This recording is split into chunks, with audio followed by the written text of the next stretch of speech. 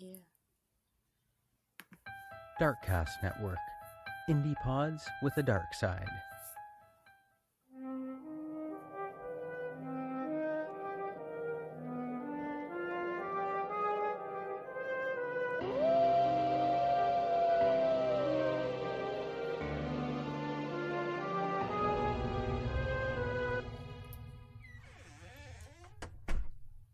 Welcome back to Castles and Cryptids, where the castles are haunted and the cryptids are cryptic as fuck.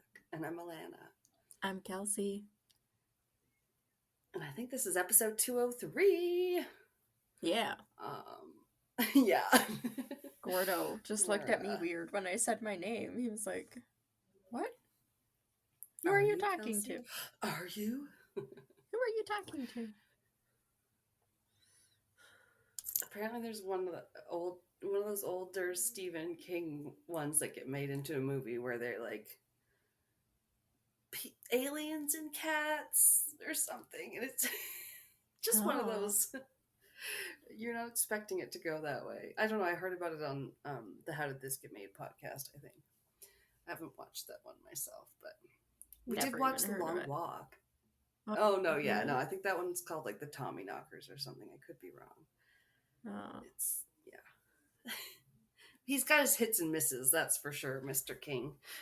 Yeah, I don't think I've ever particularly loved any of the books of his that I've read, so... It's interesting. It's like... That's what Pat put on this series, Mr. Mercedes, after he has a book series that starts. Yeah. It's a trilogy that starts with Mr. Mercedes, and I like that one. And sometimes it's a real good mix of like that one. I find it's like very true crimey, realistic horror, because the guy plows a Mercedes into a crowd of people waiting outside of a job fair. It's very like, yeah, that could fucking happen, and that really sucks.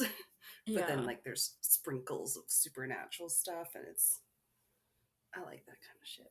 But yeah, it's some of his are weaker in story and things like that. Yeah, I just find some of them I couldn't get into at all, and then some of the other ones I'd like 90% of the book, and then I would hate the ending. So yeah, like, well, as his character famously says in it, like, endings are hard.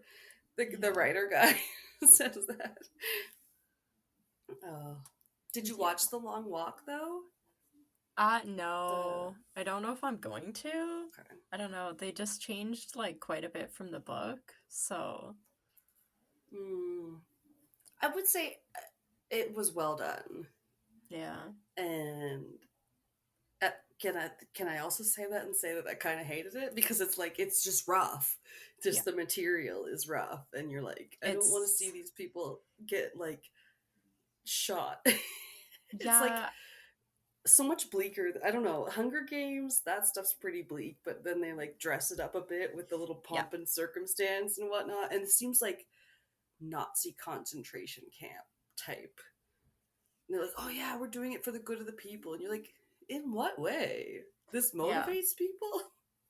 Like, they just have to, just because these people can walk in a weird plotting marathon where everybody dies at the end but one person? What the hell?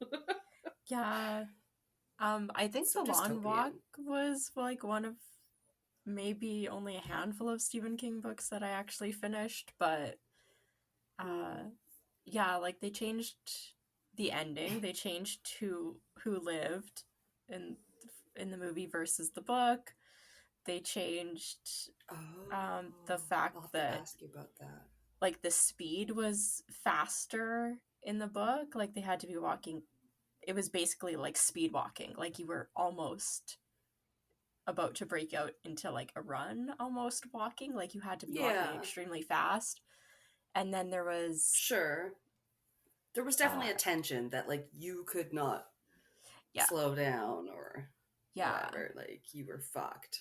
And then people like, and they can't stop to like move out of cramp, or if someone's gonna poop, you're just like, oh my god, this really is just like a lot of nonstop. descriptions of people walking and shitting themselves and their feet turning into mush and like oozing out of their shoes Yeah. and blisters and oh yeah, all of that. That was a Yeah. lot of the book. But then they also had the added thing that they cut Yeah. out of the Like movie gory.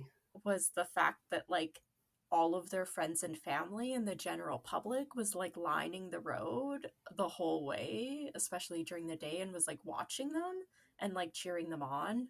Yeah. And they cut all Yeah. of that out of the movie. They're basically just like by themselves with the like armed guard keeping them on the road. But in the book, For like the most part, yeah. yeah, their friends and family are watching and cheering them on and witnessing But like, them then get are the shot. friends and family like moving after them because they walk for so long? It's not like a Um, marathon where you can just like wait at the end. You know what I mean? yeah, there was You'd have like you can't certain just station points yourself. that like because they were walking through different Yeah. towns, there was like the different towns of people that would be there and they would kind of know about what time they would be passing Yeah. through certain areas.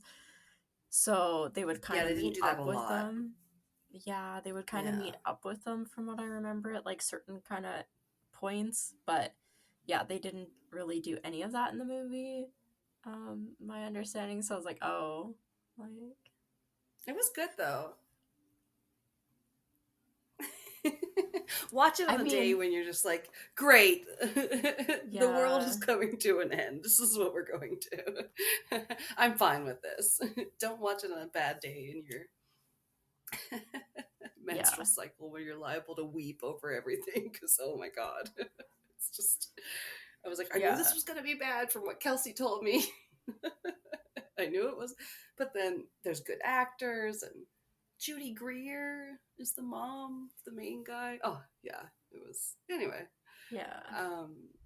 yeah, there's definitely like there's one coming out that I keep hearing about that I want to see. The one called Keeper. So like, it's still been horror movies have still been having a pretty good year. I don't know, which is nice. Yeah, that's that. Um, Is it like Osgood Perkins or whatever his name is? oh yes, there's somebody Perkins was responsible for some of it, and the Tatiana Maslany girl's in it. That was an Okay. Orphan Black, I think. She's Yeah. supposed to be really good Canadian actress. Yeah, that's pretty cool. It keeps coming up on my Reddit feed. I just keep getting ads for it, but it does. So I haven't watched any ads with any sound on, but Oh.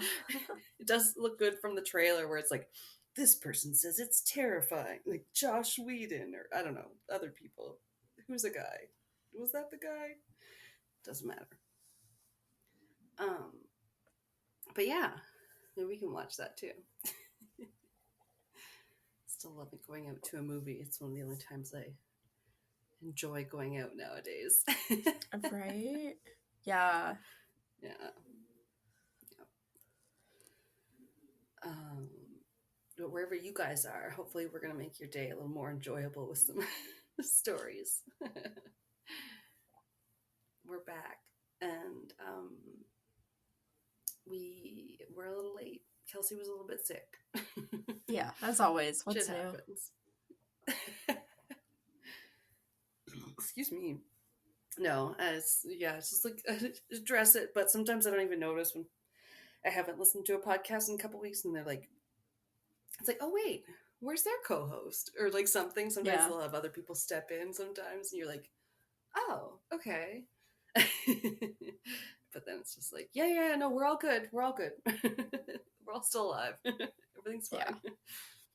Yeah. But we're gonna do some more true crimey stories today with some drugs, possibly some smuggling. And it's funny, we've never done that before, specifically, I guess. No. I ended up going a different route because I couldn't even remember.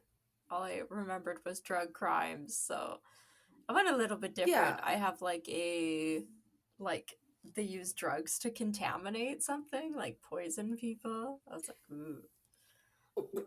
some of Ooh. those that are interesting. No, I think that's all we really said was involving some sort of narcotics. Yeah. Narc crimes. No, not really. But yeah, you can go so many different ways. Yeah. Yeah. It's true crime, so it's always going to be a little bit horrific, but we'll see. Mine's, Yeah. I mean, I'm sure there's mine's more not too sad. details you could Yeah. find out about mine. There wasn't a whole lot, though. Yeah. Okay, maybe I won't know it then. I'm intrigued. I didn't My know interest it is at piqued. all. It's called, often referred to as the Paraquat Vending Machine Murders. It What? Paraquat. It's the Oh, that's the vending machine murders. like drug that was put in the like contaminated with. I hadn't Oh, heard of this wow. one, but yeah.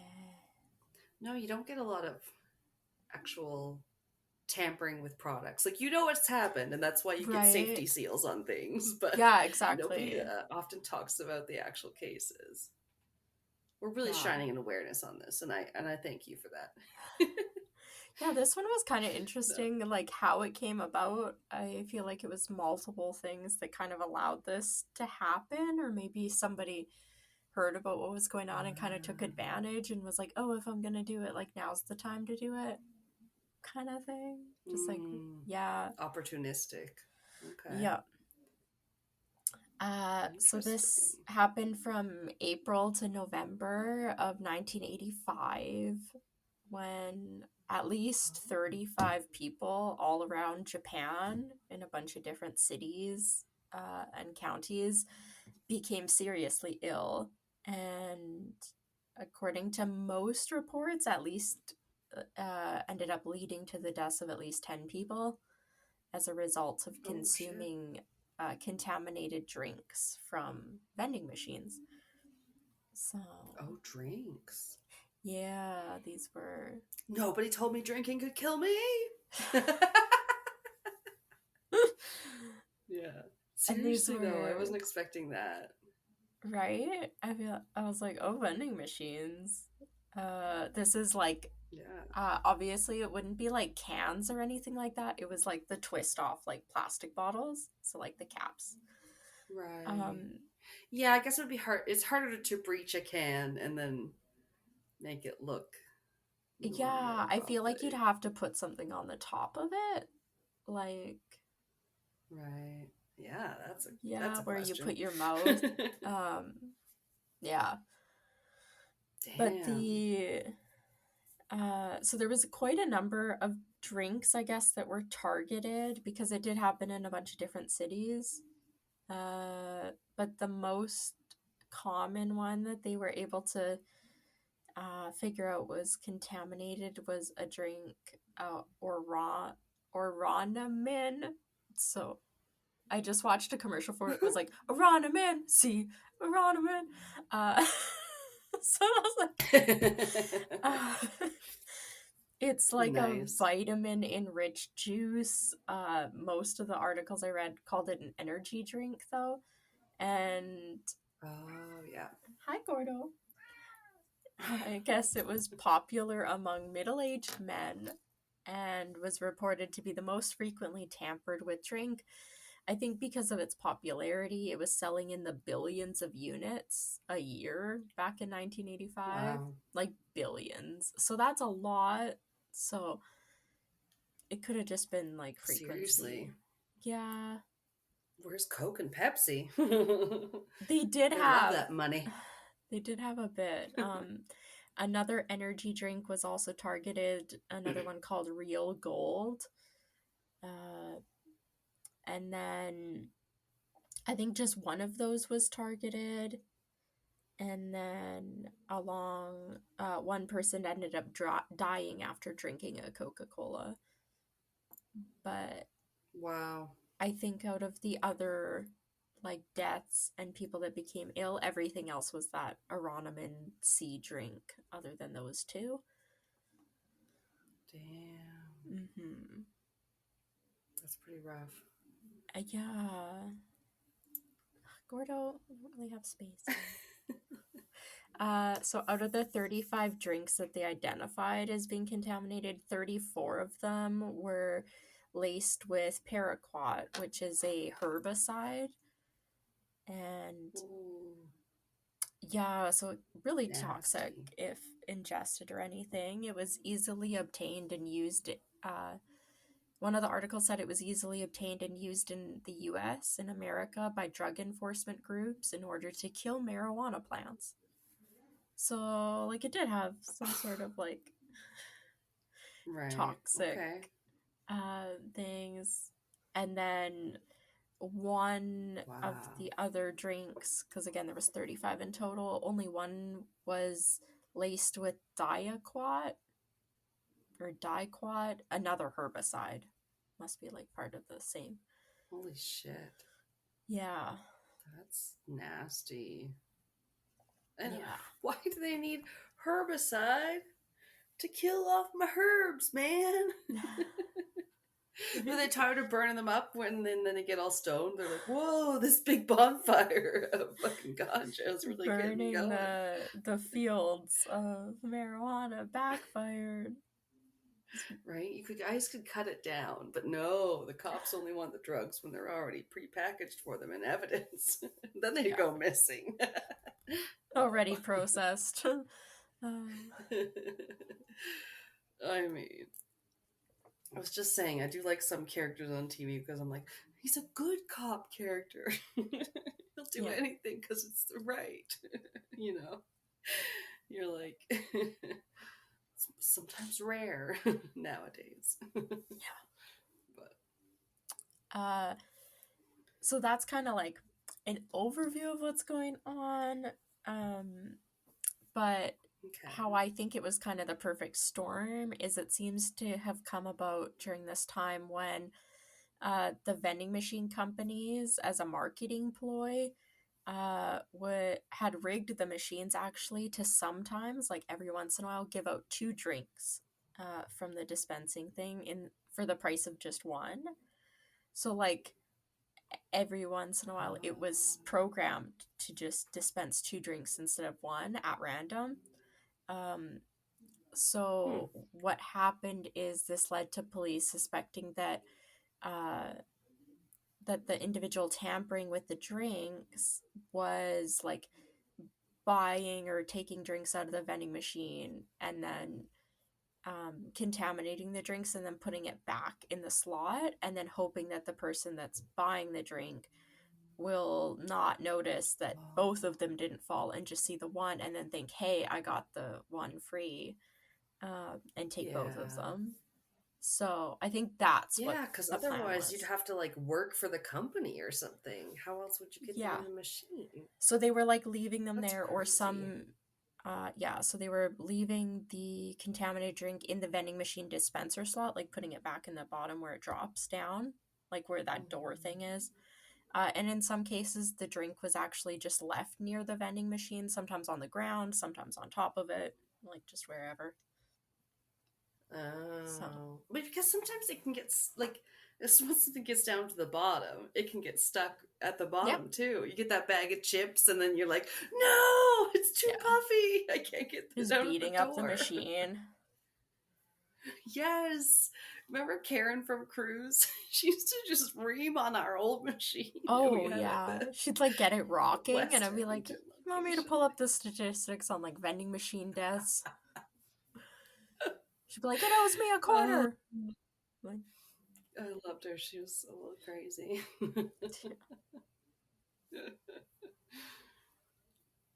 Gordo looks so confused at me. He's like, "What's happening?" He doesn't recall? It's your favorite thing. Mommy's working. So, yeah, I think that's why they decided to do this, because easy access, if the things are dispensing 2, and sometimes people wouldn't question why there's 2, they'd just be like, oh, that's so cool, I got the free one. They Yeah. wouldn't question why a drink was being left by the machine or in the machine. But it was having like toxic consequences on people. Really, the only thing I found that directly talked about how sick people got, other than the fact that people died, was this little snippet from Wikipedia that had a couple of the victims' details in it. One of them Okay. was on September 5th. It said 44-year-old executive Takashi Sakai drank 2 vitamin drinks, and then he died, which he died from 6 weeks later. And Oh my then gosh. a few days later, 52-year-old Hiro Otsu drank from a free bottle of the Aranaman Sea in Tokyo, and he died just 52 hours later. So just a couple days. Makes you wonder what their purpose was. Right? They aren't motivated by personal, like it doesn't matter who the victim is. Yeah. And you can't presumably know when and how they die. It's just so random and so sick. It's like, I don't know, crazy. Another one, September 25th, a man in Wakayama Prefecture was hospitalized after falling ill. And then on September 26th, the 40-year-old woman also fell ill. And then either that Takashi Sakai, which was the first one I talked about, or it says, or a 17-year-old girl from Saitama was the last victim of the murders. Oh, I think it's because that they said that one guy might have died like 6 weeks later. So, yeah, and it kind of right. I guess stopped. it depends how you count last victim or whatever. Yeah. But still, a 17-year-old. Like, that's just it. You don't even know. Yeah. Ugh. So it wasn't like targeting That's specific so people. horrifying. Exactly. And because of this, like the randomness of the killings and the inability of the police to identify a culprit caused a rise actually in copycat crimes that started happening. Oh no. Yeah. And then, so there was like other people that started poisoning. I think also vending machines. There was a couple other things. And then there was also 2 times in a few weeks where tainted milk was left inside of schools, like targeting Ew. kids. Yeah, also around this time. And oh yeah, like toxic, poisonous. Yeah, and it was left inside of the school, which you think would need like a certain level of access. But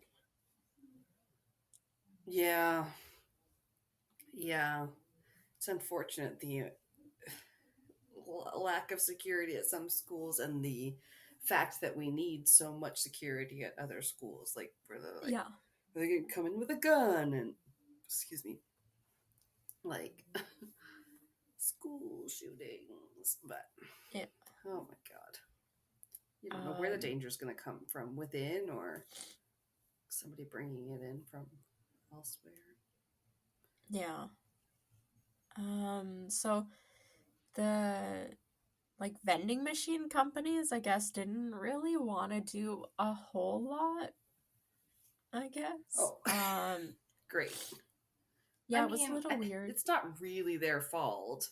No, Like, and keep in mind, like, they're selling, if that one drink is selling billions a year, think about their combined drinks all across Japan. Like, so, and what and it wasn't happening all across Japan, right? It wasn't like people they weren't getting at them at the factory level. You said they're doing it right at the vending machines. yeah, it's like the last line, basically. Yeah, Um, difficult to police that. Yeah, so they did do a couple things. Like, I guess they made these stickers uh, There were warning stickers that they put on the outside of the vending machines. They made like 1.3 million of them and distributed them to all these machines. And they warned Damn. customers to be careful of like, and described how a drink could be tampered with, or like that they shouldn't be drinking something that looks like it's previously been opened or anything like that, I guess. Yeah. Uh, Okay. yeah. It's really But during scary. this time, interestingly enough, I guess soft drink companies stated that they never even saw a decrease in the number of their sales. So like it looked like the general public like wasn't even thinking about it really. Like it didn't make them think twice about like getting a drink out of the vending machine or anything. So Yeah, that's kind of crazy. yeah, it didn't seem to have Oh, affected them at all. we're just Um, living in more of a terrified kind of culture now, or is it just because things are getting a lot maybe. scarier these days? It's hard to tell sometimes. Yeah, and I Uh, think because of that, like them not seeing a decrease in sales, the company just declined to add any more additional tamper-proof seals or anything like that. Basically, other than those man. stickers, stating that they would, or stating that the customers or consumers should be paying attention if the top seal had already been broken. So they kind of just like left it up to the consumer. Which I mean, if you're looking at like 35 drinks out of billions, mm, it's it's not like that outrageous, I Yeah. feel like. You can't, yeah, I agree. You can't really put the onus on the company. They already have the twisting, usually Yeah, 99% of the time, cracks the bottle seal correctly, and then you don't need something like you'll get with your mustards and your other sauces where you have to take an actual like tab off the top of the mayo or whatever. yeah. Yeah, but Um, sucky. yeah, so some individuals that worked in the soft drink industry actually believed that some of the 35 deaths were actually suicides that had like incorrectly Oh my god. been attributed to the vending machines. Be Well, that's a partly, touchy subject. I guess, The partly presumed because suicides. that paraquat herbicide was the most common poison found. Was used in over 1,400 suicide attempts the year before in Japan. What?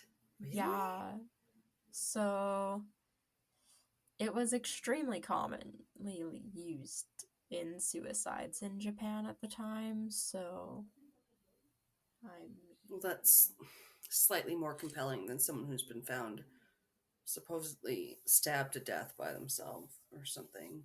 yeah, What? Herbicide. It just sounds so like drinking bleach or something terrible that you would never do to like have a again, peaceful passing. I don't Like, think what people the cared. fuck? Yeah, over like 1,400 suicides just in the year before. That's not even like a total ever. That's just the year before the case. Damn, Japan? Yeah. Is I that think normal?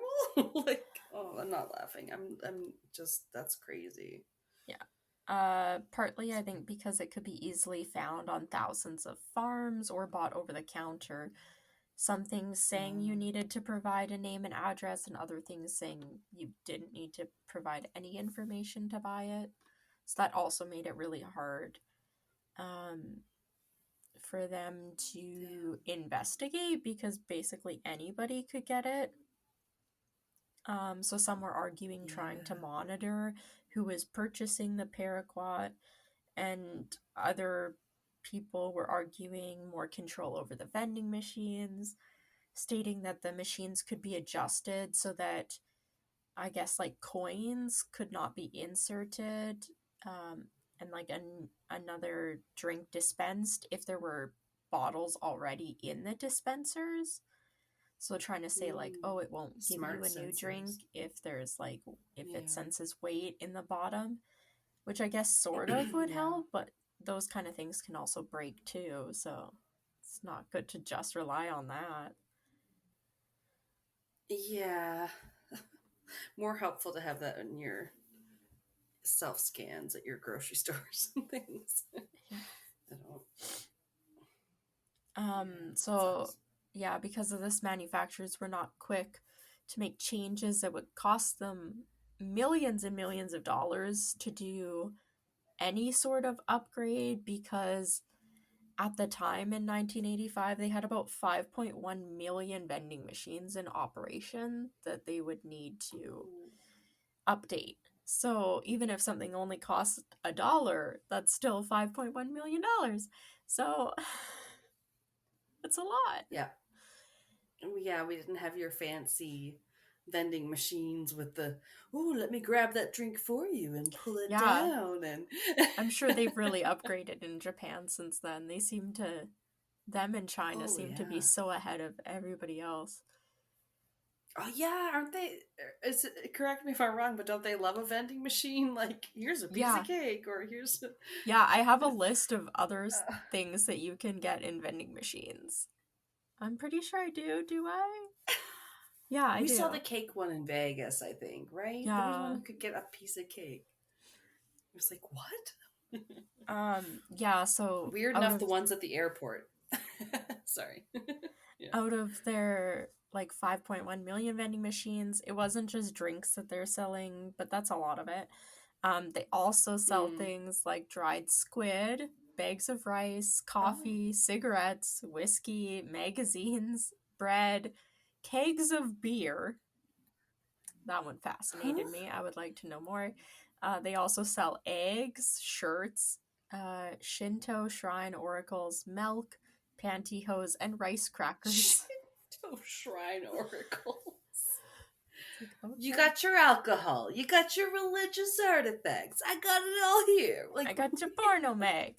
Uh, yeah, it's I a just real want to good know how time. You're looking for a good night. how big the vending machine is that's dispensing kegs of beer.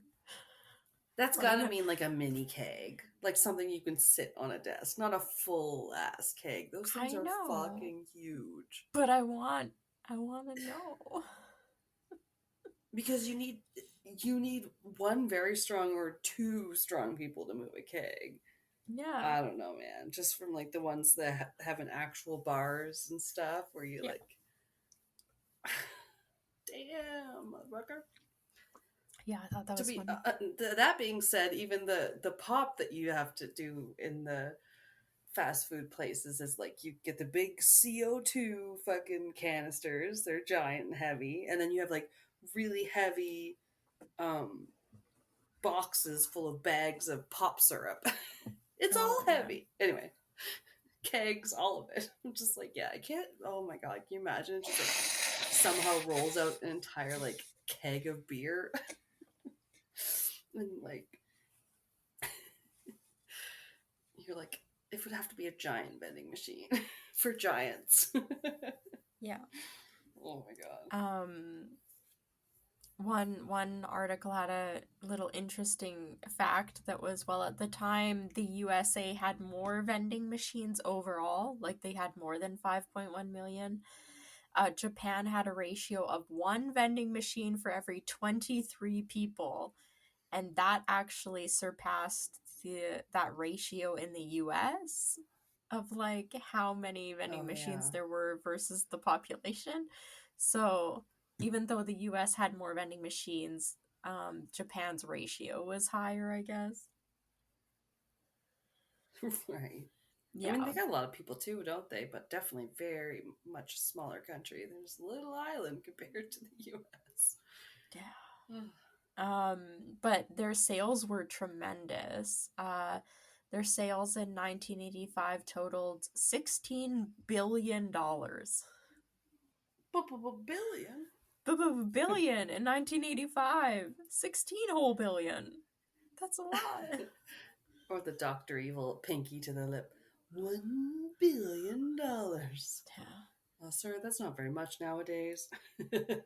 Um, yeah, so when the investigations were going on, The soft drink companies were also contacted, and they never reported publicly, at least, any extortion attempts, anybody like threatening them or anything like that. As often Right. would be the case in like random poisonings, being like, hey, we'll keep poisoning however many unless you give us money. There was nothing like that. Yeah. Yeah, exactly. Some sort of fucking reason behind it. Yeah. Or vendetta or whatever. Yeah. It's so weird.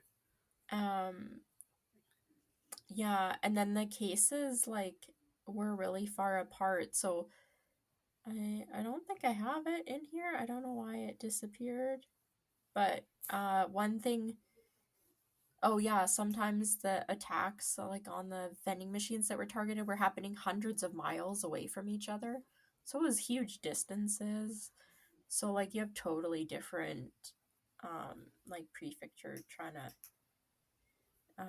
like Yeah. investigate and everything, and So they're yeah. hitting multiple vending machines, obviously. And then Yeah. but people could also travel with them and whatever. It could spread. Yeah, but Yeah, yeah, that's like very I think one thing said like this vending machine that was targeted on this day was like 200 miles away from this vending machine that was targeted like a week later. Like it was crazy. Um yeah. hmm. The culprits were More than one culprit person or then, you'd think. yeah, whoever it was, culprit or culprits, they were never caught on any security cameras, never left behind any Damn. evidence, leads, or clues as to their motive. Um, and because of that, in the end, the case went cold and technically remains unsolved. Nobody's ever figured out who did it, which is crazy. Fuck. Yeah. It went ice cold with carbonated bubbles. Yeah.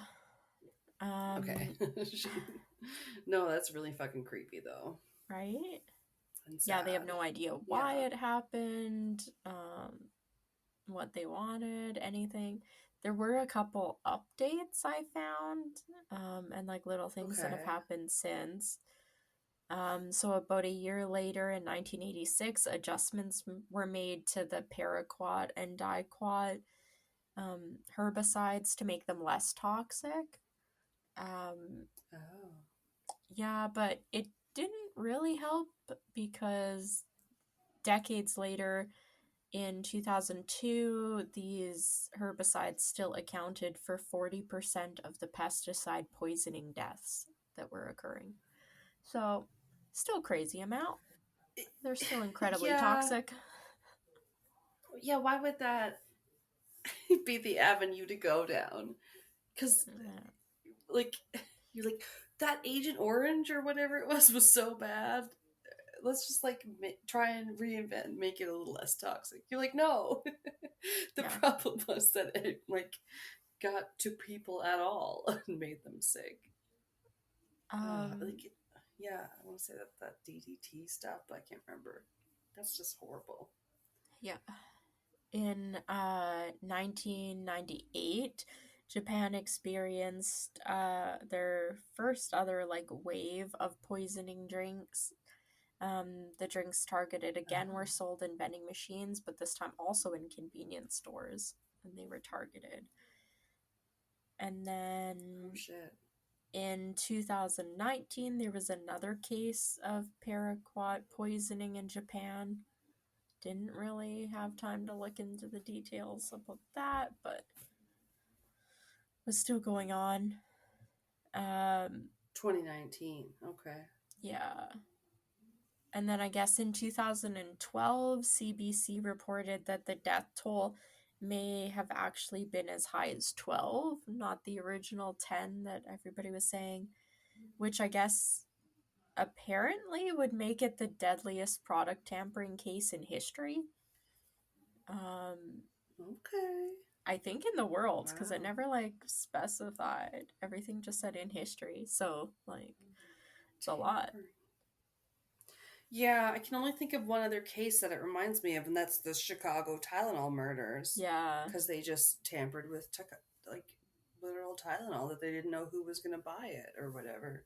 Yeah. And it's still fucking crazy to this day. That's Yeah. Also bizarre. unsolved. Yeah. Like, what the Yeah. fuck? If the culprit, however, was ever identified, they could still be held legally liable, as I guess Japan Oh, good. abolished their statute of limitations for murder only in 2010. So that Huh. still feels too Murder, recent. that's one of those Yeah, you want to keep yeah, keep that the open. ability. Yeah. Want to be able to prosecute those people on that one. Yeah. Yeah. Really, on the So, minor stuff, I'm fine with. Your yeah. jaywalking, your drug charges that are not trafficking, whatever. Oh, Yeah. man. So that's the end. Oof. We may never know. I don't know. I just thought it was kind of Wow. interesting because, like, I don't know necessarily if it would have happened if that little like promotion thing wasn't going on where you like buy one drink get two every once in a while. I don't know if if this necessarily would have worked as well if Oh, I that forgot you wasn't said that. Yeah. if that wasn't going on at the same time. I can see it giving people ideas because I do Yeah. remember when they had certain things like, well, in Canada, we have things like roll up the rim with Tim Hortons coffee cups where you like roll up your Yeah. rim and win stuff. But they used to do it with like Pepsi caps and stuff too, right? You'd find something underneath the cap that would say you like Yeah. maybe you want a free bottle or whatever. Like it's definitely not unheard of. Um, they're great in theory, but sometimes, yeah, some person on one side or the other, like in the McDonald's Yeah. Monopoly, they had one where an insider was screwing them over, but that's different. That's people wanting to get money. This ones I don't understand people that want to randomly murder. Yeah, It like there was just, no ransom, no yeah. threats to anybody ever made. So, No, you can't wrap your mind around it because there's no motive other yeah, than nobody ever really said random, anything. And it random wasn't murder. targeting like a specific drink or a specific company or a specific vending machine company. True. It It seemed was more enough widespread than the variation. Chicago one. Yeah. Yeah. So, yeah, it's just Yeah. a I little don't like it. tricky. Right? Damn. And whoever they were, like, they at least took out almost a dozen people or like a dozen people. So that's Yeah, and pretty then like fucked up. 35 people other people became seriously ill too. So, Right. yeah. Clearly they meant some serious shit. Some absolute chaos. Yeah, right? And it's weird because it seems like it didn't really work because the vending machine companies were like, we're going to put stickers on the vending machine and do nothing else. And then their sales didn't decline, so people weren't Yeah. scared out of buying drinks anyway. So, That's true. like, was Which what is they kind were. of scary in itself how complacent we are to like Yeah. random almost, oh, it's a side effect. Just, yeah, some people are obviously going to die. Like, no, Yeah. not this time. That didn't have to happen. Like, yeah, it's just like, I guess we didn't make too much of a fuss out of it because less Yeah. than 20 people maybe died or Yeah, were out of like seriously affected. billions of drinks. It's like, still, guys, that's Yeah. messed up, man. Oh, man.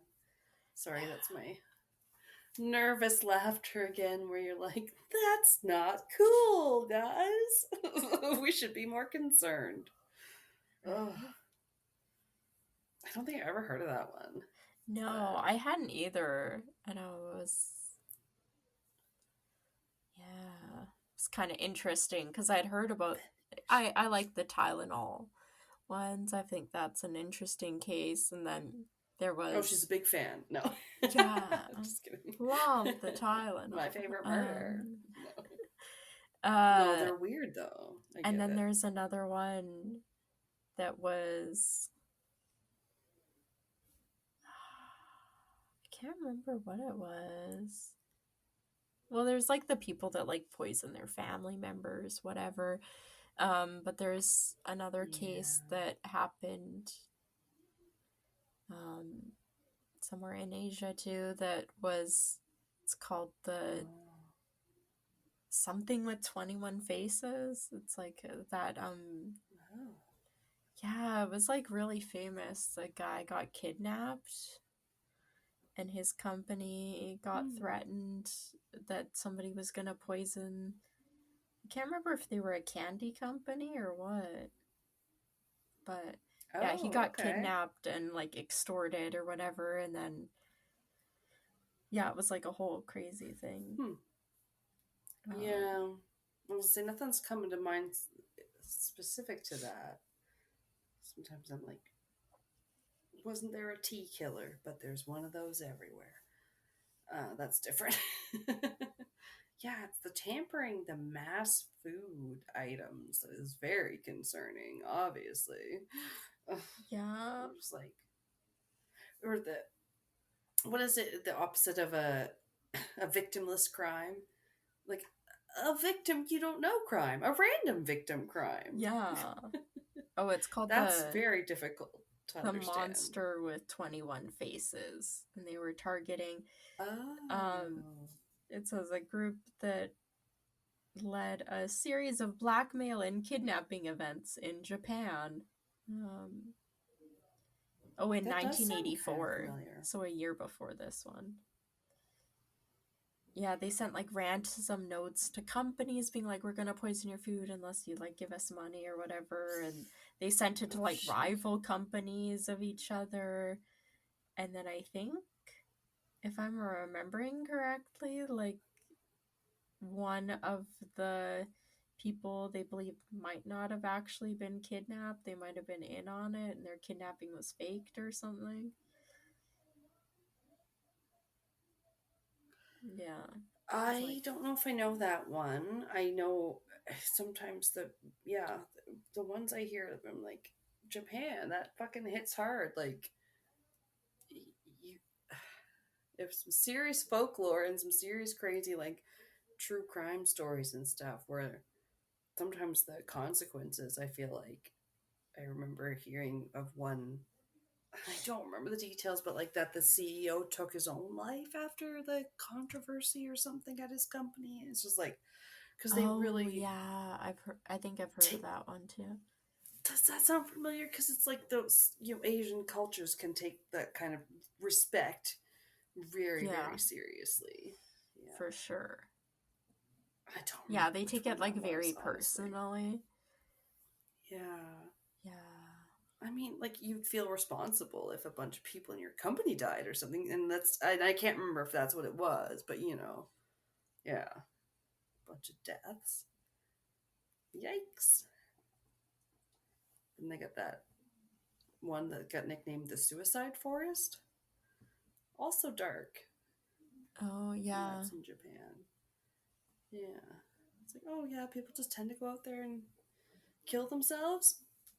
Well, that's not as quaint as a Scottish bridge where dogs commit suicide. Ha ha ha ha ha.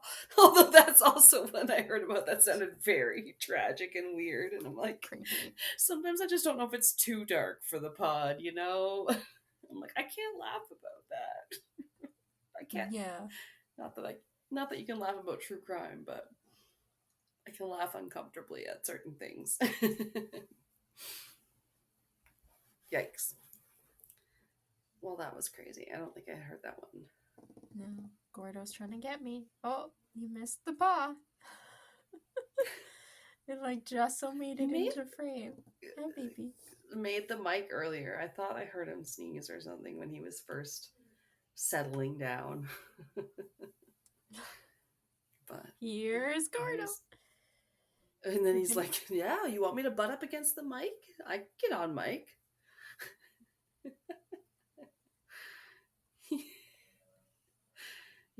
He does look he's nuzzling the mic right now. No, I he's. can't hear you. Oh, You're not coming in. you're gonna hit it though, baby. Little baby. Little buddy baby. Oh, well, we'll take a break. Excuse me. back for round 2. Yes, I have a relatively non-violent one. Oh, interesting. Can't say fun, but Yeah. yeah. All right, I guess we'll stop this one then.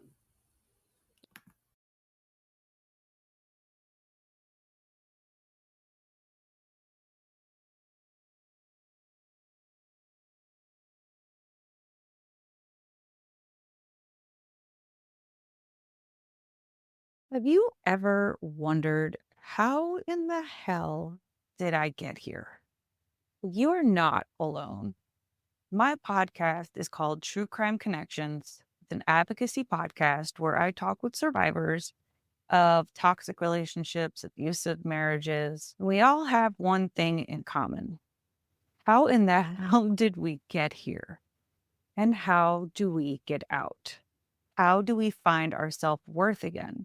Well, if you feel that way, come check out my podcast because not only do you get actionable steps to take to help you take your life back, but you can listen to how others have dealt with their own situations, including addiction, suicidal ideation, and low self-worth and respect.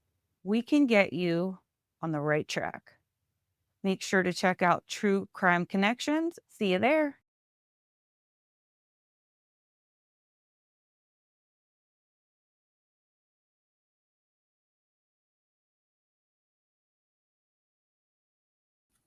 All right.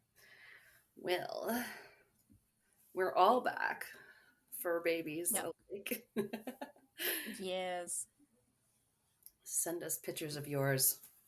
I love that when people are like, "Here's the pet tax," and it's not you bringing food to home. It's I have to show you my pets because they're so cute. If I'm going to talk about them, Yes. and then yeah, like I I was always. saying to you, something was trying to show me a special rag doll cat. I was like, that doesn't sound any more pretty than Gordo, and then I couldn't find it anyway. So it was the worst cat clickbait ever. Yeah. Ugh, Yeah, Gordo's pretty cute. He's like, yes. he can sure play up his little derpy, slightly cross-eyed Yeah. face. I know. I also think my Fenrir is pretty photogenic with his trash panda markings. Yes, I like his little blep tongue. Yes. Oh, yes. That one for me is so it's cute. It comes out when he's sleeping, like he's so relaxed. Yeah. And our old dog never did that. Yeah, Gordo's Yeah. he doesn't really do that kind of stuff, but he drools a lot. Oh. So, when he's like snuggling with you or anything like that, he's like soaking through your shirt because he's just drooling. Or if it's on your bare skin, it's just soaking wet after. Like, that's kind of weird for a cat. I've met some drooly dogs, mostly right? boxers, that belong to our friends and neighbors. You're like, oh shit, you guys can drool, but Yeah. cats, not so much. Yep. Yeah, it makes me laugh. He's not as bad as when I first got him with it. He was a lot worse about it, but he's simmered down a bit. Hey, I snore, and recently I was told by Pat that I talked in my sleep once or twice. Oh no. You never know what's gonna happen. Yeah, right? Oh yeah, I guess send us pictures of your cats and dogs. Did I say that? We love it. Of your budgies, of your snakes.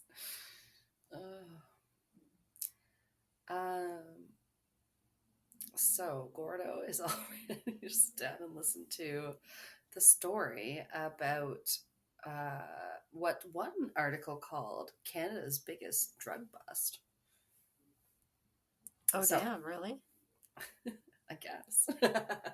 It is big. Walter White? Walter White? Big, yet somehow not big in the news, where I was like, this happened where? And I never heard of it? Okay. Oh. Right here, and it was Eastern Canada. I'm like, I should have maybe heard about this. No? It's not nothing to do with that maple syrup heist or whatever. Oh, yeah. That's a fun one that's been covered a few times, but Yeah, no, no, it's like a not TV even. show Is it? called Sticky or something, I think. I was like, oh my god. Oh, shit. Was that the one with character actor Marlene, whatever they call her? Yes. They always introduce her Yeah. on BoJack Horseman. It's character actor Margot Martindale. That's her name. Yeah.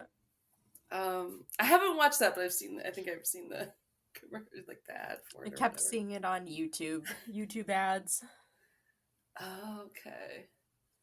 No, that's an interesting one though, because people, yeah, it was like they were funneling, or like, is that the right word? Yeah, they were skimming off the tops of the maple syrup profits. It was definitely Big maple puns syrup. abound. Yeah. Well, it's a big industry in the East Coast, so I get it. But this is a little further east. But yeah, it does. The location is key, and Okay. that's not something you can always say with stories about New Brunswick. Not a lot goes on Oh. there in my home province. It couldn't happen anywhere else. Literally the tiniest little place. The CBC article was like Bert's Corner, like home of Canada's biggest drug bust, and I was like, what? Barely even heard of Bert's Corner, except I think my childhood BFF's mom made have grown up there. Like, you know what I mean? Like your little dot on the map kind of place. Yeah. But it's an exciting story. It involves a plane crash, a possible prison break, and piles of Colombian cocaine. So why would the cartel choose this tiny town to funnel heaps of hard drugs? Let's find out. It's also back in, well, it's drugs, so of course it's the 80s. Wait, yours was Okay. also 85? Yeah, right. And then it kept going. But Yeah. yeah, There's a few copycats. the 80s were quite the time for drugs, I think. Yeah. Gordo, you can't rub your face on the mic. Well, I couldn't hear him for what it's worth.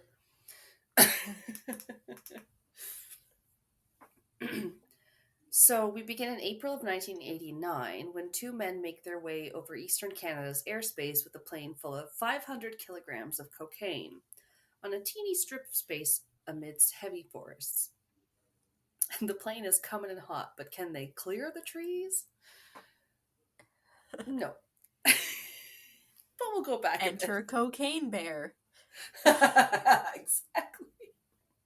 I kept typing cocaine plane. Search up the sources. New Brunswick. Nothing is more catchy than cocaine plane.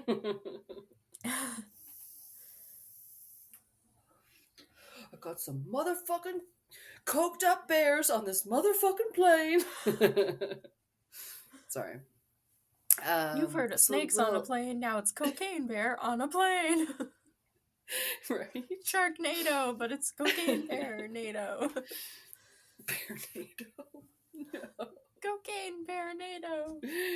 At least Bearnado would make more sense. They wouldn't have to keep inventing things that got the sharks up in the air.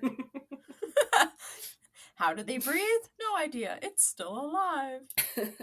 It's in the pool with you, but I could just get out of the pool. Oh no! Yeah. Ugh. So in December 16th of 1988 at Toronto's Pearson International Terminal 2, this airport, we see a man called Douglas Jaworski, and he approaches an RCMP officer there. And he basically asked, would the RCMPs like to catch a bunch of drug cartel dudes just red-handed? Because he's got the down low. As one does. Just approach the police. Hey, would you like to make the biggest bust of your career? I would like to know more information on how he just with zero effort. Him. How did you know he was an RCMP officer? Like, was it obvious? This is a big just risk. Full Mountie out. Like, yeah, they're not always on a horse, by the way, you guys. I know everybody loves to picture our Mounties with the big hats and the red. Yeah. But like, yeah, they're just kind of our feds for the most part. And this guy looked like an average Joe from the 80s era, coming up to the Mountie. Porn stash. Probably. And there mullet. was a description in a book by Peter Edwards that said he would not about this meeting, but that said he was sitting in an interview room office wearing a blue knit polo sweater, acid wash blue jeans, Italian Fila running shoes, a gold Rolex watch, and Ray-Ban sunglasses. Wow. It's all about the brands, baby. Yeah. And that's how author and reporter Peter Edwards first described Douglas in his book, The Big Sting. So, the target or the cartel was the Medellin cartel. Hopefully I'm saying that right. But it is spelled Medellin, so I don't know how else you would say that one. Gordo. He's had enough, has he? Sorry. Yeah. I just saw his ass leaving the frame.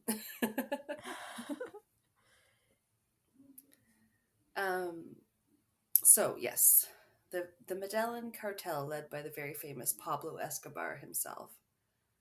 Oh, okay. I've heard of him. Right? I didn't know the name of his cartel, but yes, that's the one. And he was in deep with these guys. He had gotten in with the cartel through his extensive knowledge of aircraft and flight plans. So whether they recruited him or I'm not quite sure exactly how that came about, but like that was his role. It was like okay. Knowing, yeah, he has all this extensive aircraft and flight plan knowledge that was used in their smuggling ops. Yeah. Who thinks to look in Canada? They always discount us. Yeah, we could be criminals too. Where everybody's fake girlfriend on every TV show. Yeah, she's your real. She's in Canada. She doesn't have a cell phone. Yeah. She's mysterious and Canadian. Yeah, that's why I can't name a specific place where she lives. Just Canada. Yeah. Vancouver, Toronto, me crazy, right? Only those two. Nothing else they exists. Could even say the two city names they know. Yeah. Be like, I have an American boyfriend. Where's he from? America. Like we would you can't be like New York, Texas, Los Angeles. All fucking states almost better than you do. Sorry. Anyway, it's the American TV. That's why. Yeah. So yeah, they were big at this time. Pablo's cartel bringing in an estimated 80% of the coke in the U.S. The King of Cocaine, he was called, and excuse me, pardon me. So the King of Cocaine was wanted for trafficking drugs, also bombing places in his native Colombia, building a prison there, and running for office. Wait, that's just something else he did. He was really going for it. Well, also... I will be tough on crime. So tough on crime, I will build a prison. I will later... That I will probably be in shortly. Yeah, I'll be sentenced to life in prison.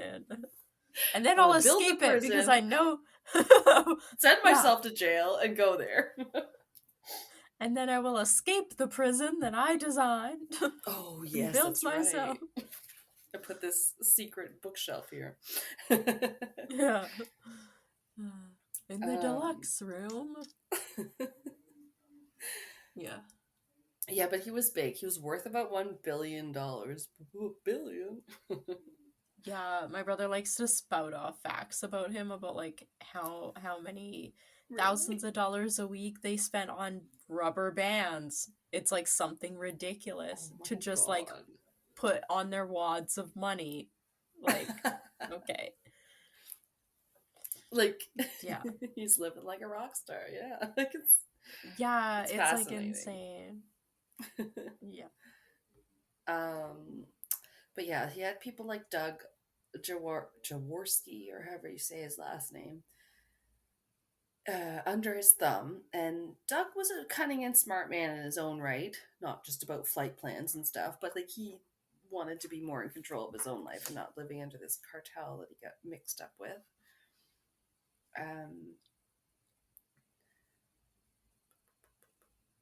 Sorry, I just put in a.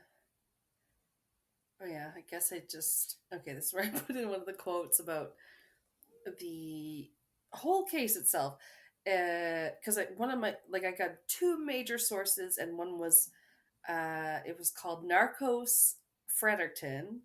It was an article by Andrew McGilligan, and it was on maritimeedit.com. So shout out to Andrew and them. And his intro said, "Sometimes truth is stranger than fiction.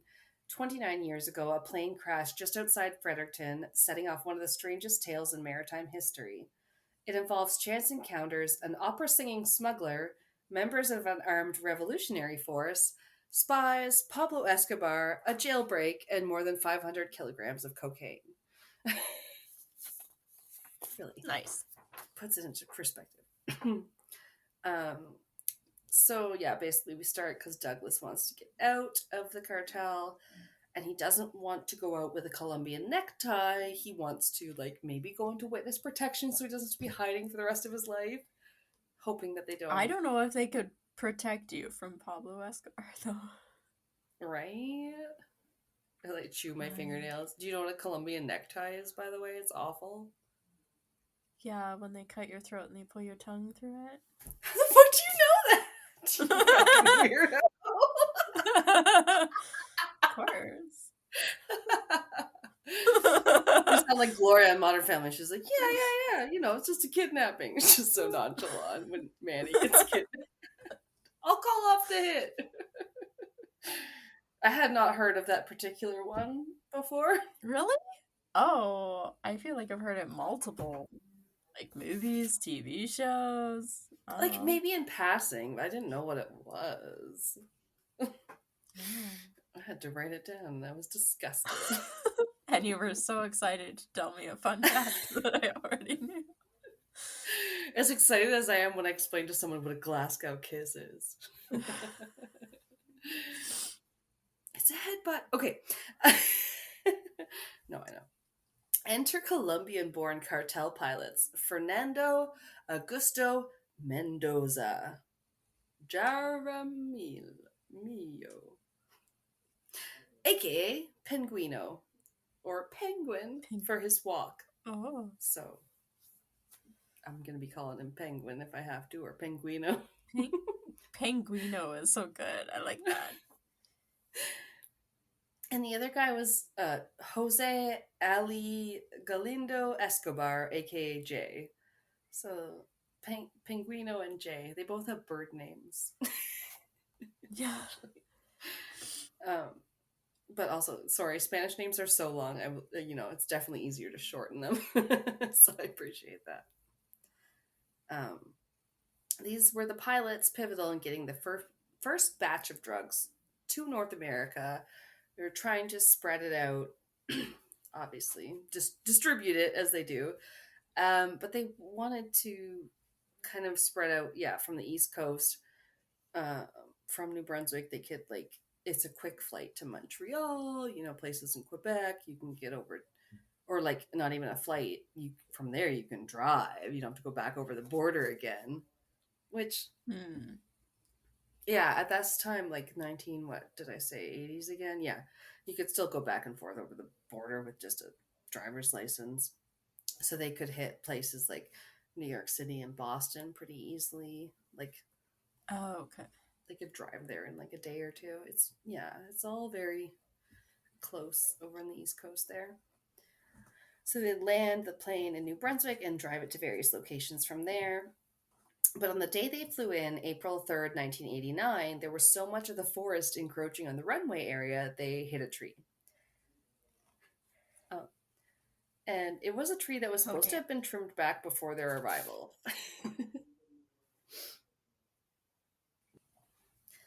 So, the RCMP had been fully aware of the plan for the plane to arrive in a little town called Keswick Ridge at Wayman Field, thanks to their mole, Douglas J. Oh, okay.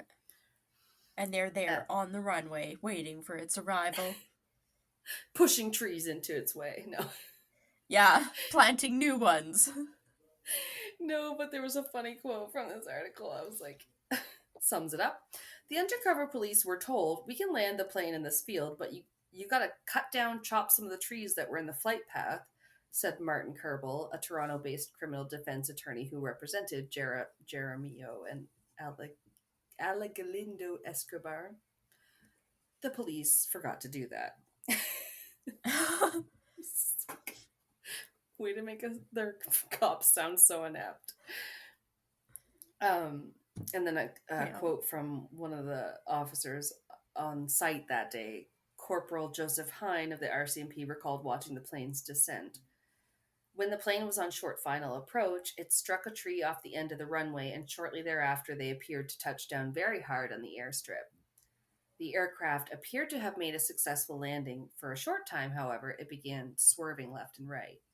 One of the landing gear legs appeared to break off, and the aircraft ended up on a snowbank alongside the runway. You know, it's Canada for you. You're just going to end up in the ditch sometimes. Yeah. No. Drive into the ditch. No. Clipped a tree, you know. But everyone was unhurt, maybe a bit dazed. They check out their cargo and all the drugs are there, so they're safe. Yeah. Their friends with their large cube van and a black pickup truck pull up.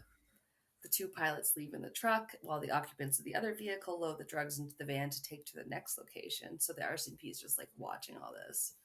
Because unbeknownst to the smugglers, everyone else on the ground that day was RCMP, and it was all on tape. They were like, "Aww. Yes, where are these drugs going? Yeah, let's go there. Okay, yeah, great.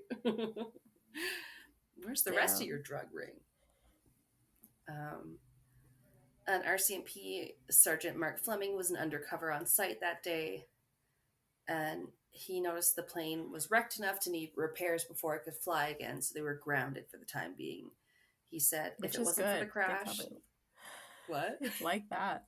I said that was probably good. I know. It's like, did they forget to trim the trees? I don't know. And then he said, if it wasn't for the crash, the pilots never would have come back. Yeah. But they would have touched down, and you did know where they were. Yeah. But I think it did help them, like the cops, quite a bit. So, because they were stuck. They were stuck touring around Fredericton with the undercover officers, waiting for the repairs to be completed. Jesus. Lounging around. They stayed at the City Motel and rendezvoused with Doug, and they had some steaks. They did some shopping. They took a nap. They really had a day. That's so funny. I know you know all their movements because of the undercovers. And the cops are like, "We're having the best day ever. We just have to steak. pretend You to want be steak? friends." Sure. Yeah. I love steak. You want to go shopping? You take a nap? Okay. No, they even detailed what they had for supper, which was some Saint Hubert's barbecued chicken, which is like it's kind of like Swiss chalet. Like we have Swiss chalet Oh, out here okay. with the rotisserie. Yeah, Yeah. very good Okay. rotisserie chicken. Lovely chicken gravy. Like that's all they have at my mom's place for their poutine and stuff. Saint Hubert's gravy. But then they switched hotels to throw off any heat. Just hilarious. These poor Canadian undercover cops. They're just like, how do we do this? Quick, what have you seen in the movies? Right. Yeah, sure, we'll go to another hotel. They got great beds. Yeah. So the next day, they then flew to Toronto to await further instructions from the cartel. And meanwhile, the other undercovers are tracking the drugs to a Montreal townhouse. So I assume they had been driven from New Brunswick by car. It's really quick, like, well, not quick, but within a day you could get there. So yeah, it makes sense. Okay. And they did raid that place in Montreal the following day on April 5th. They arrested multiple Colombians tied to the Medellin cartel, and the two pilots were taken into custody straight from their hotel in Toronto, which was the Constellation Hotel, if anyone was wondering. And I do know they were taken back to Fredericton and the York County Jail, located at 668 Brunswick Street, which I have been in, and other fun facts. Yeah, it's literally the old ass jail in Fredericton that got, I didn't even know it was still in use as of the 80s because when I was a kid, it's that bad. Well, it's old, right? You get your old little jails. Like, it's not a big prison. It's not like the provincial prison. It's an old fucking ass jailhouse that's tiny and stuff. And like, yeah, when I was a kid, that was when it was in disuse. So, my mom we were refurbishing it, and she was putting up a science center there called Science East, and like completely I was like, we need to turn this whole jail into a science center. And so that's what it was for a while. And like you could go there, and like we tore down some of the walls and shit, and they kept some of the cells like downstairs in the basement, like with the old ass prison bars and stuff. Yeah, it's very cool. But now I think it's just back to being like a old historical building. Boo. Probably. That's what happened. My mom, they didn't let my mom stay on Science East, and then it all went downhill from there. Anyway, I think it was very cool. It had like one of those shadow walls where like you would go and stand in front of it, and it like takes your like shadow picture and stuff. Did you ever do those? Oh, those are creepy. Kind of fun. Just like look like I survive a radiation blast from a nuclear bomb. No, it's just like your shadow, or however it looks against the wall. I don't know. They're kind of fun. Yeah, I've done them before. It's creepy. Okay.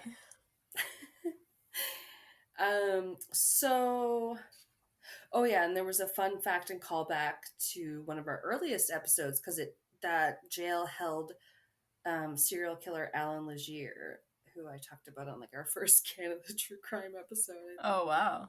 Way back in episode 2? Oh my god, I guess so. Isn't that crazy?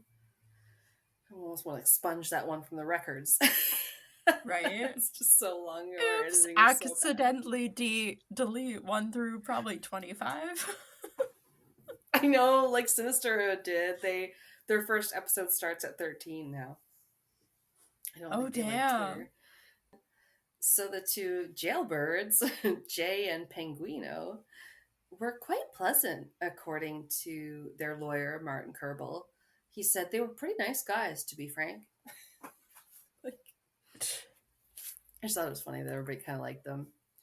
And I mean, they're only the pilots, so they're not the crazy people in the drug cartel that you probably need to be scared of. They're just the pilots. Who knows? Maybe your enforcers also happen to be pilots. Yeah. Yeah. No, but they did sound really kind of almost harmless. They from former warden at the jail there, Paul Stewart. He remembers when Jay got a guitar. He didn't remember exactly where. He thought like maybe from a music program at the jail. And he played and he sang. And as the warden remembered, every once in a while we would get a watermelon brought in. Every time we got it, he would sing. He had a big booming voice. He could sing like an opera singer in Spanish. Are we not entertained? Yep. And if the men ever did talk shop while they were in the jail, so to speak, it was about the hefty paycheck they had got from the cartel for a flight, about 150K. They would be paid for every frickin' flight they went on, I guess. Holy, that's a lot. Right? That's your cut, man. It's probably just a portion of what they would make. How many flights are you doing in a year? I know. Like, I don't even think they have to do any of the other distributing. Yeah. Yeah. They So, like Penguin or Penguino's wife came to visit him. Allegedly. Or purportedly, that was her reason for visiting, but some thought she was kind of casing the joint. Oh, okay. The warden, Paul Stewart, said if it was his wife, she was gorgeous. And then initially Stewart resisted having her enter the jail for a visit. This is a quote, sorry. But she wouldn't be denied and received permission from the Justice Department. She cased the joint, Stewart says. The guards were enthralled by her, and she likely saw some things she shouldn't have. She knew where the doors were, the setup of the jail, and she knew we had no weapons and none were allowed. It was my understanding she went back and gave the cartel the layout and information. Of course, that's her multi-millionaire husband. She didn't even have to stick a nail file up her Yeah, coochie. she just has to walk in and remember what she sees. And that it's really not a very fortified building. It was just They're Canadians. They don't even have weapons. Not even in jail. Right? Oh, They'll blow a whistle at you. We'll get to it. Yeah, we're like Hey, the British you. with their little billy clubs. Hey, you, stop. Stop that. That's illegal. Oh, they tried to take advantage. So You can't do that. That's illegal. You're so foreshadowing. Or as they say on other podcasts, oh, we'll get to it. So on September 13th, 1989, so I guess that'd be a year after. Yeah. A group of Latino guys On September 13th, 1989, a group of Latino guys go to a convenience store near Edmundston, New Brunswick. Yes, there is an Edmundston. Wow. We did have a friend that moved from Edmundston to Edmonton. So one guy came in to use the phone while the others moved items from a van to a white Buick. And the cashier thought it was a little weird and ended up reporting it to the RCMP, who then told the Edmundston police. And subsequently, 4 men were arrested from that. Sorry for the pronunciation of the Spanish names. This is a tough one. Eulogio. Never seen it before in my life. That's how it's spelled. Eulogio. Eulogio Manzana Bustamante, Juan Carlos Hernandez, Wilmer Ramon Zanabria, and Tito Sanchez Ruiz. Only the first one really threw me for a loop. Yeah. I was going to say Juan Carlos. I worked with 2 Juan Carlos because this Juan Carlos Sr. and Juan Carlos Jr. And we only called the young one Juan Carlos. So later that day, a Plymouth pulls into a gas station just outside of Fredericton itself. A lot going on with people pulling into stores here. I got a little confused with my notes, so hopefully it makes sense. But at this gas station, the attendant at the store happened to work part-time there, his day job being a reporter for the local paper. So he happened to be a reporter. Must not pay very well? No, it's Fredericton. Why Nothing did we ever all move from New happens Brunswick? except the biggest drug bust in Canadian history. Why do you think everybody moves from freaking the Maritimes out west to make money?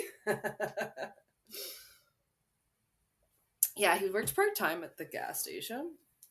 And his day job, his name was Richard Duplain. His day job was working at the Daily Gleaner.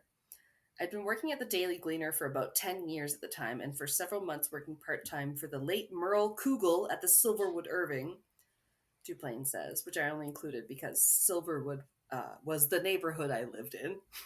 So that was funny. Oh. I was like, yeah, I'm familiar with this gas station. And he was certainly familiar with current events at the time. And that's partly why he took note of the plates on the car of these guys. And his suspicion was also piqued by both, guy. Look at the guy and the timing. Which I put in today's might be like world might be a bit racial profile-y, because he was just like, I kind of saw a Latino guy coming into a gas station, but Yeah. sort of thing. But also it is not a super diverse area, and I can't imagine it was in the 80s. So that it might seem a little odd to see like a Latino guy here or there near the hearing and stuff. He filled up the vehicle. The passenger, a Latino man named William Jose Rodriguez, didn't want any of the promotional apples he offered, but he did give him a $1 tip, a loonie he has to this day. Duplain also took note of the license plate number. Rodriguez tweaked my curiosity because it was a day or so before a scheduled preliminary hearing for the pilots, Duplain says. Oh, okay. He says that's why he took note of the license plate number of the guy, just because he was Latino in the area. So, yeah. Guilty for being Latino.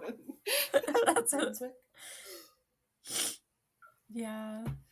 That's why I had to add something, because I was like, nowadays we've had issues where it's like something happens and then you're guilty by looking brown or whatever, and it's not cool. Yeah. So Richard Duplain is thinking about this as he works, and then an off-duty cop happens to come in just after. So he tells the cop what he saw, and as he recalls, the cop made a call, and then all hell broke loose, quote unquote. Damn. So some of that is how they got tipped off to be ready and waiting on September 14th, when a man was to walk into the car rental agency in St. John, New Brunswick, to return his car rental vehicle. Oh my God. They arrested him. It was William Rodriguez. And that's when they learned how seriously close to a violent jailbreak they had come. Okay, so Sergeant Mark Fleming of the RCMP was by then working on the case and discovered the absolute arsenal that was in the men's possession when they were arrested.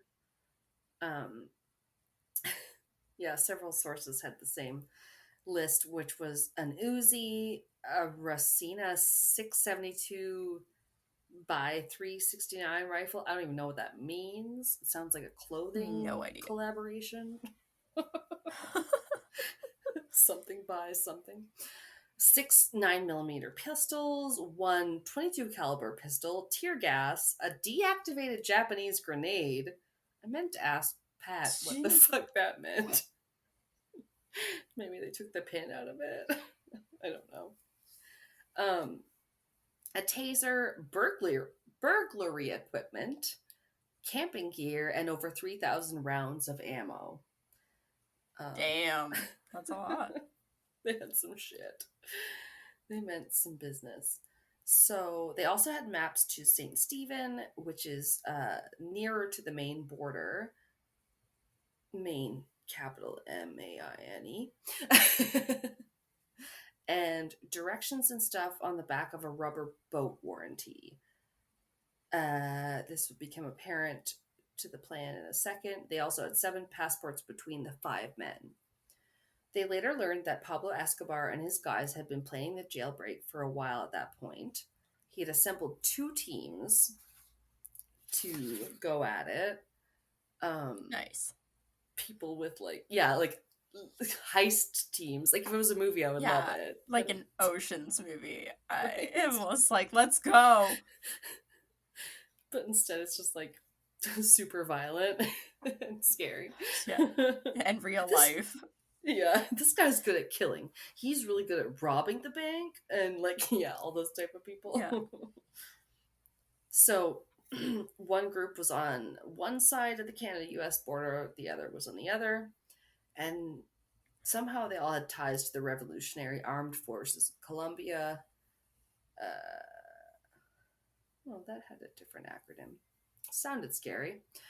The group in Canada was led by Julio Cesar Broncho Sucre, who was to take Group 1 to the York County Jail. They would be armed to the teeth and traveling in a van with tinted windows.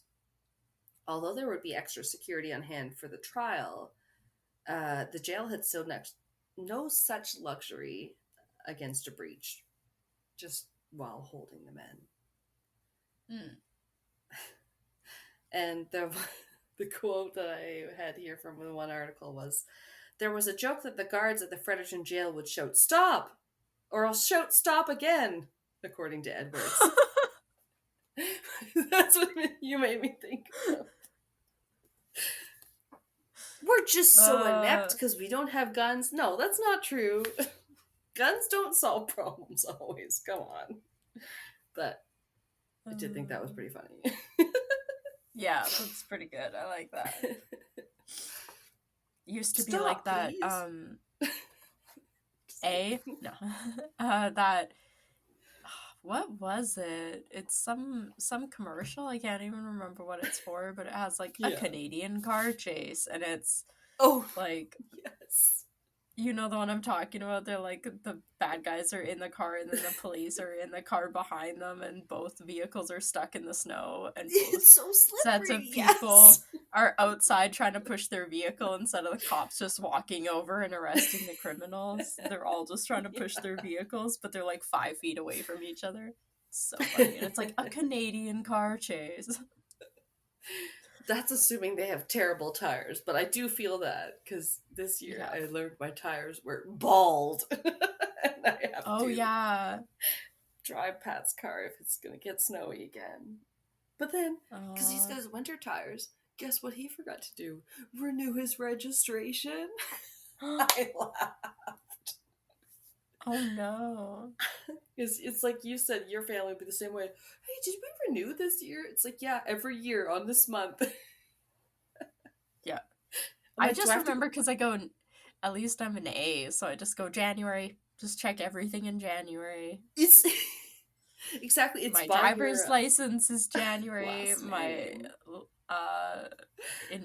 registration is in January. The only thing that's not is my insurance. But that one they still remind you. So I just go, every January I just pull everything out and go, am I good for this year? Yes or no? Happy birthday, time to pay your shit. Yeah. Yeah. No, but same. He was like, what? Yeah, okay. I'm like, yeah. Do you want me to? I said, do you want me to just, when I start going through and I'm at work and all these last names start with E. I should remind Pat. Yeah. Oh, excuse me. Oh, sorry. Gassy. Okay. Almost. We're getting there. It's just kind of crazy. They had, as they found out, not once but twice come close to putting the whole plan into action and breaking the guys out of the Fredericton jail. Damn. They had planned to cut the fence around the perimeter, blow a hole in the wall of the jail, and pull them out. Honestly, doesn't sound that hard, knowing it's not like a maximum doesn't security sound prison, it's a fucking exciting. jail. Yeah. Does not sound like an Ocean's movie. No, it's like, I want tunnels dug underground, reinforced. but it's not a prison. Did you know what I mean, though? Yeah. Well, it's like, I was thinking of, like, I don't know, movies like 30 Days a Night or somewhere where they're like, oh, we got someone in the jail, and there's the cell, and then there's, like, the sheriff's desk, like, 5 feet away. They're like... Yeah, it's so small. So, yeah, they were gonna get them out any way they could, probably kill anyone in their way, and then their getaway car would take them to St. Stephen in another vehicle. They would then cross the St. Croix River into Maine, where they would then fly into Miami and then home. So they had it all mapped out. Okay. It's not terrible. Switch ups, yeah. I know. It's like, okay, they're getting them off their trail and all that. They would be. They had literally been in the van, locked and loaded, and pulled up at the jail in Fredericton when they heard over the radio or whatever their communications were that the other team in America was not ready. So they called it off twice. Oh, damn. And I was just like, holy shit. The third time they would try, the tip-off from the witnesses at the gas station and the convenience store were literally the last line of defense that stopped the plot and probably saved a lot of lives, honestly. Yeah. So yeah, that was thwarted. And it was people like them and Douglas Jaworski, the mole in the cartel, who was paid, $200,000 for his help in bringing them down. And hopefully, I think he got to go live his life out in Witsec or whatever. Yeah. Like, I feel like they just shouldn't have been kept in that jail, though. Like, you have to think they're pretty high priority inmates. This is true. This is very true. And yeah, like they're... Yeah, what? Like, it's like, because they only keep them in a jail until they're actually convicted, and then they can go to an actual long-term, like, prison. Because as I'll mention later, like, we do have a prison in New Brunswick, but, like, when you're still being held before trial and stuff, you're still usually at the... But yeah, it was not a very secure place for these guys to be. Could have gone very wrong, obviously.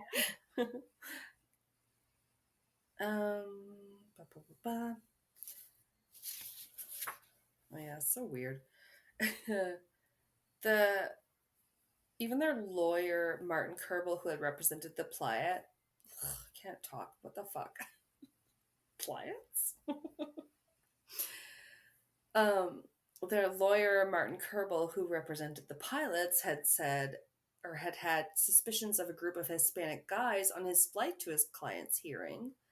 He had made casual conversation and asked if they were there for the pilots, to which they appeared scared and said, no, we're just going to St. John, which to him seemed odd for a small plane going to New Brunswick in the 80s. And it is. It's like, yeah. They didn't go, oh, what pilots? They go, no, not those pilots. No. And as mentioned, it's not like super diverse of an area. So it's like, I don't know. And although Kerbel said he asked a local lawyer who had been acting in his stead to warn the RCMP about the suspicions he had of the men, but he didn't. Who's to say? Like, who dropped the ball there? And oh yeah, another fun fact was that these newly arrested men in the case wanted Kerbel to represent them too, and he said, thanks, but nah, I'm good representing the pilot guys. I got enough on my plate for now. Yeah. Gordo, what are you doing? You little baby. Gorda? You look so cute, though. Class is almost over.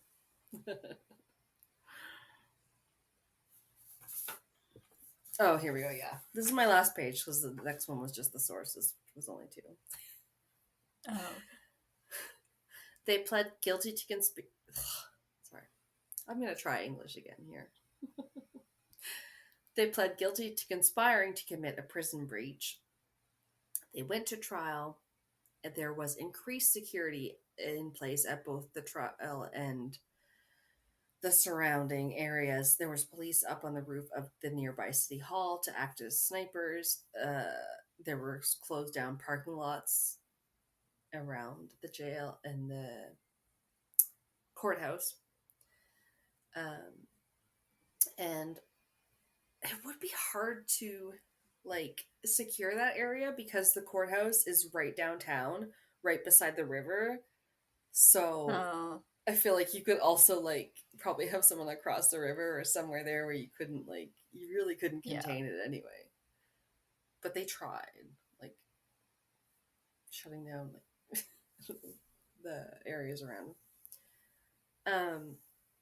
So on November 13th of 1989, Jay and Penguino, or Jeremio and Alegalindo Escobar, pleaded guilty to importing cocaine. And though they tried to cut a deal, they were given 22 years in prison. Their lawyer kept in touch with them during their time in prison in, I think it's Renus. And I should know how to pronounce that because I used to, because it's in New Brunswick. But sometimes in French, I'm like, is it French? And I don't pronounce the S in the end. I can't remember. It's Renew or Renus. That's the prison. They would be eligible for parole after 6 years, and they did teach some Spanish to the other inmates. They're singing, they're teaching Spanish. They're so fun. Or at least they seem fun. They were quite popular, and for probably good behavior reasons, they were released after about 3 or 4 years and sent back to Colombia. So that's the pilot's tale ending, I guess. And the other 4 that were arrested in regards to this were yet another story. So these smugglers, one of them, Tito Sanchez Ruiz, he had his defense argue that he was actually innocent but got caught up in the bust anyway. Because basically he had been visiting New Brunswick after having lived there for a while and then moving back home to Venezuela. And like his argument that it was just a mix up, that he was driving the van with the others, like for the getaway. So I don't know. Like it was a ride share, I promise. Obviously I'm a little skeptical. Yeah. But long story short, I just got in a stranger's vehicle and it just happened to be filled with cocaine. I was just holding this van for a friend that wanted me to aid and abet them. He got like 9 years, where the other ones got like 10, so it wasn't that big of a deal. They served a portion of their sentence in Canada before being sent back to their native countries. But they only got to Miami before things went awry again. Things often go gang-agly. Yeah. They were arrested again and charged with 4 counts of indictments for racketeering, conspiracy and harboring illegal aliens, interstate travel in aid of racketeering, etc. Which is, I don't know why the U.S. was like, they're here, let's get them now. Yeah. Then they were... Maybe because it had to do with like the drugs were coming back into the U.S. even though they were being smuggled into Canada, that you can charge them with in both countries. Oh yeah, it was like clearly all of North America was the target. Like they were going to make it a hub for pumping drugs into the U.S., into the east coast of the U.S. and Canada for sure. Yeah, I could see why they'd be mad. But like, it was so weird. It said they were like taken back up north to Bangor, Maine to await trial, which I was like, did they even get into Maine from New Brunswick? Last I checked, I thought they were still trying to escape from across the border. Anyway, they awaited and they awaited, and no trial came to them. So it said that, as far as we know, they were all sent back home again to their home countries, but their ultimate fates are unknown. So there's a little bit of conspiracy theories about, like, did somebody go back home to Venezuela and then get killed back there? Which, like, I wouldn't be ultimately surprised if you got back home to one of those countries and the drug lords there were like, yeah, you're dead. Yeah. But never trust you again. yeah, Pablo Escobar himself, just an ending. The head of the cartel was shot to death on December 3rd of 1993 by the Colombian National Police, one day after his 44th birthday. So that's when his reign came to an end. So Damn. yeah, that was the end of her. And I don't know what happened to these guys, but I kind of feel bad. I don't know. Like, yeah, it's like you said, some of them are just pilots. Yeah. It's kind of rough. Definitely people get caught up in stuff, and they shouldn't, Yeah. like, obviously they should serve jail time and everything, but they should be able to more easily go after the worst people. Yeah. Because I don't know how the Douglas guy got roped into it, perhaps because he had the knowledge of planes and flight paths and radar and such, that they were like, ooh, you'd be great. Like, we don't know what they used to entice someone to get working with them. And money. Yeah, and people can make a mistake. Hopefully we're not all as bad as our worst mistake or whatever. Yeah. But, damn.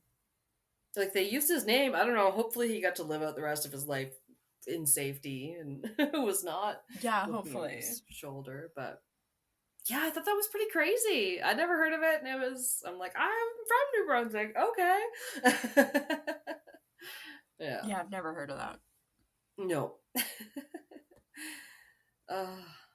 Well, anyway, I liked that nobody died, so I got to try it. Yeah, that's true. I got to giggle a little bit more. Yeah, I don't think. Well, unless we don't know.